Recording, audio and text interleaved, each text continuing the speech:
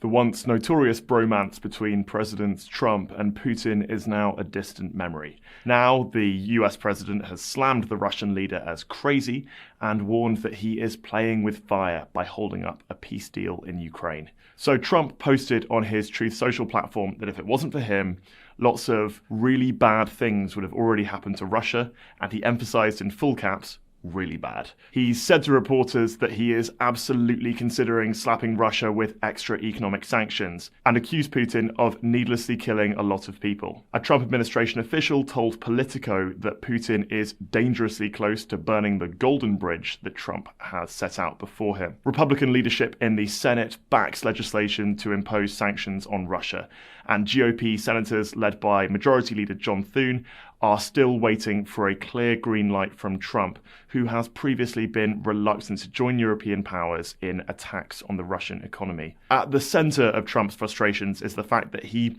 thought this peace deal would be easy.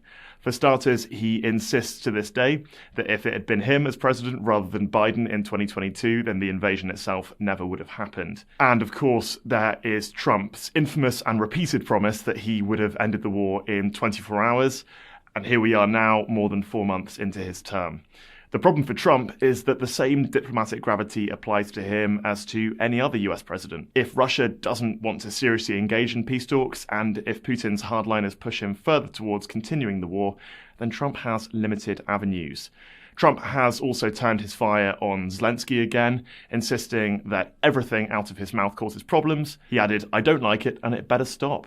Trump used to big up how easy the war in Ukraine would be to resolve. Now he calls it Zelensky's, Putin's and Biden's war.